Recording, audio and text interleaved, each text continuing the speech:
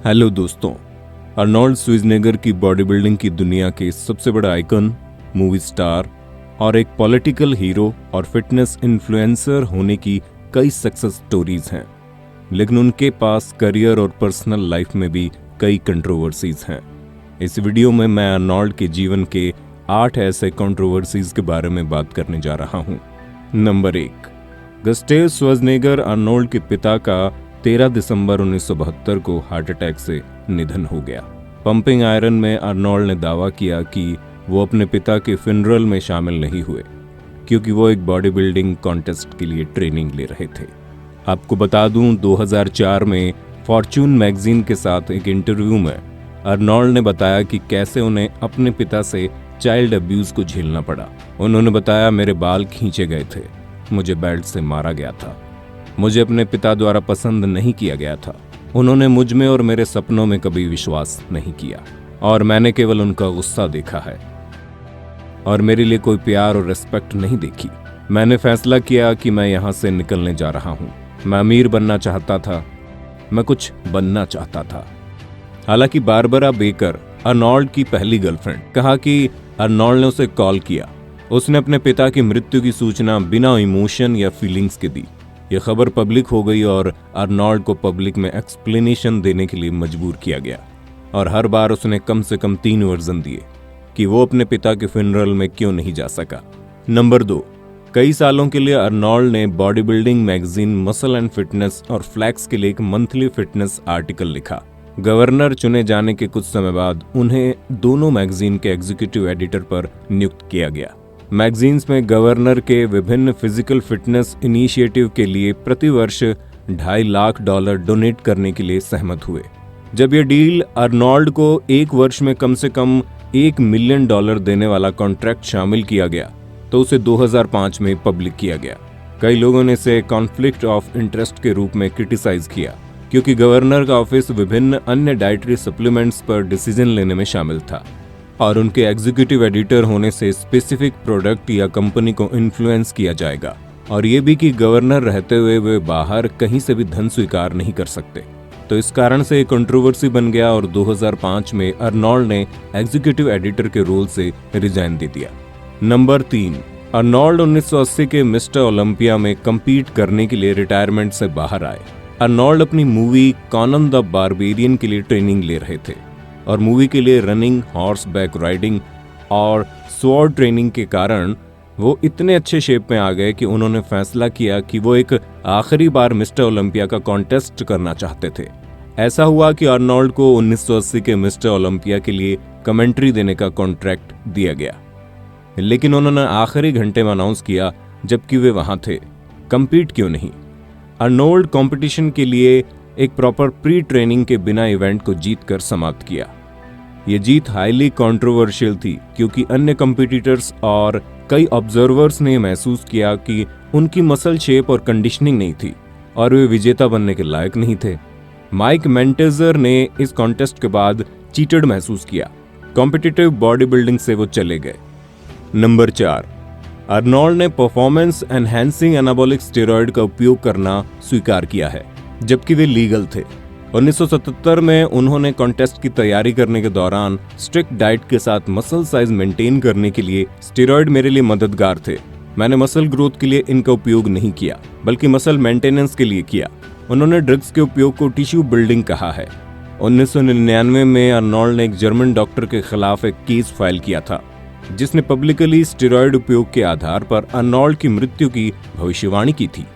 चूंकि डॉक्टर ने कभी उनको पर्सनली एग्जामिन नहीं किया था, डॉक्टर ने केस में अर्नोल्ड को $10,000 का भुगतान किया। उनका स्टेरॉयड उपयोग अभी भी एक ह्यूज कंट्रोवर्सी है क्योंकि उन्होंने खुले तौर पर इस उपयोग को स्वीकार कर लिया था।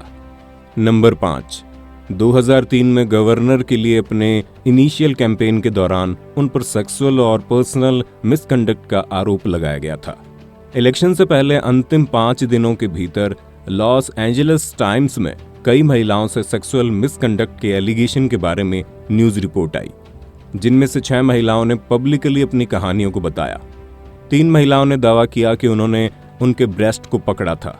चौथी महिला ने कहा कि उन्होंने उनके हाथ को उसके स्कर्ट के नीचे उसके बटक्स पर रखा। एक पांचवी महिला ने दावा किया कि अर्नोल्ड ने एक होटल एलिवेटर में उसके कपड़े उतारने की कोशिश की और आखिरी महिला ने कहा उन्होंने उससे सेक्स संबंध बनाने के बारे में पूछा। अर्नोल्ड ने 2004 में जवाब दिया कि उन्होंने कभी कभी बुरा व्यवहार किया है और माफी मांगी, लेकिन ये भी कहा कि महिलाओं द्वारा बताई गई बहुत सारी कहानियां सच नहीं हैं। बाद में इन सभी एलिगेशंस को डिसमिस कर दिया गया और अर्नोल्ड को गवर्नर इलेक्शन जीतने के लिए इन कंट्रोवर्शियल सेक्सुअल एलिगेशन को जीत लिया। नंबर 6, 2004 में अर्नोल्ड 17 सितंबर 1983 को यूएस सिटीजन बन गए और अपनी सिटीजनशिप मिलने से कुछ समय पहले उन्होंने ऑस्ट्रियन अथॉरिटी से अपनी ऑस्ट्रियन सिटीजनशिप रखने का राइट मांगा। ऑस्ट्रिया ड्यूल सिटीजनशिप की अनुमति नहीं देता है। उनकी रिक्वेस्ट को स्वीकार कर लिया गया और उन्होंने अपनी ऑस्ट्रियन सिटीजनशिप बरकरार रखी और इससे सीरीज ऑफ कंट्रोवर्सी बनी। 2005 में ऑस्ट्रियन ग्रीन पार्टी से ऑस्ट्रियन पार्लियामेंट के सदस्य पीटर पिल्ज ने गवर्नमेंट से अर्नोल्ड की ऑस्ट्रियन सिटीजनशिप को रिवोक करने के लिए कहा। पीटर ने मुख्य रूप से अर्नोल्ड को टारगेट बनाया क्योंकि अर्नोल्ड ने मौत की सजा को बरकरार रखने का समर्थन किया था, जबकि ऑस्ट्रा डेथ पेनल्टीज देने से रोकने के लिए तैयार था और इसने इंटरनेशनल कम्युनिटी में ऑस्ट्रिया की इंटेग्रिटी और रेपुटेशन को नुकसान पहुंचाया है। पीटर ने यह भी तर्क दिया कि ऑस्ट्रिया के ऑस्ट्रियन सिटीजनशिप एक्ट के अनुसार एक सिटीजन जो एक फॉरेन कंट्री की पब्लिक सर्विस में है, अगर वो ऑस्ट्रियन रिपब्लिक की रेपुटेशन या इंटरेस्ट को नुकसान पहुंचाता है तो उसे उसकी सिटीजनशिप से हटा दिया जाएगा। ये एक बड़ा कंट्रोवर्शियल डिस्कशन बन गया और आखिरकार अर्नोल्ड को अपनी ऑस्ट्रिया की सिटीजनशिप बरकरार रखने के लिए मिला। नंबर 7, 1969 में अर्नोल्ड बारबरा आउटलैंड एक इंग्लिश टीचर से मिले जिसके साथ वे 1974 तक रहे। ये दोनों प्यार में पागल थे और एक दूसरे को एक अच्छे इंसान के रूप में देखते थे और एक दूसरे की पब्लिक फोरम पर प्रशंसा करते थे। उन्होंने 3.5 साल के लिए सांता मोनिका कैलिफोर्निया में एक अपार्टमेंट शेयर किया और खुशी से रह रहे थे, लेकिन ये अधिक समय तक नहीं चला और उन्होंने सेपरेट होने का फैसला किया।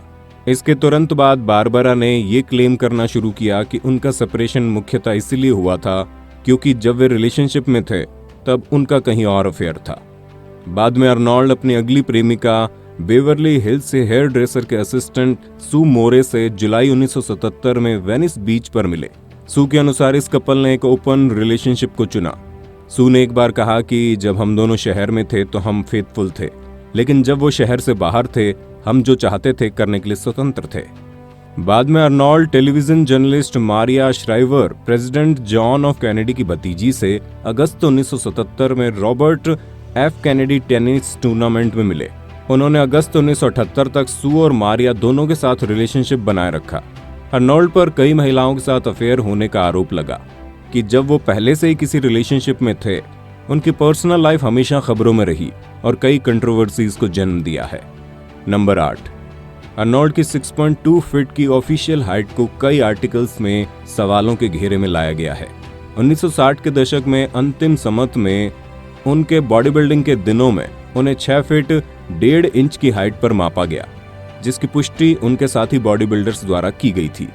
हालांकि 1988 में डेली मेल और टाइम आउट मैगजीन दोनों ने मेंशन किया कि अर्नोल्ड छोटा है। गवर्नर बनने से पहले अर्नोल्ड की हाइट एक बार फिर शिकागो रीडर न्यूज़पेपर के एक आर्टिकल में पूछी गई। ये कंट्रोवर्सी यहीं नहीं रुकी और अर्नोल्ड के अपने सही हाइट पर डिबेटिंग न्यूज जर्नलिस्ट ने कई आर्गुमेंट किए। बॉब मुल हॉलैंड के एक अन्य जर्नलिस्ट ने भी क्लेम किया कि अर्नोल्ड 5 फीट 10 इंच का है और उसने पब्लिक में लंबा दिखने के लिए लंबे जूते पहने थे। इसके अलावा 1999 में मेंस हेल्थ मैगजीन ने बताया कि उनकी ऊंचाई 5 फीट 10 इंच थी। वैसे दोस्तों, आपको क्या लगता है, वो सही है? नीचे कमेंट्स में लिखिए। मैं आपको अपने अगले अमेजिंग वीडियो में मिलूंगा। Good bye.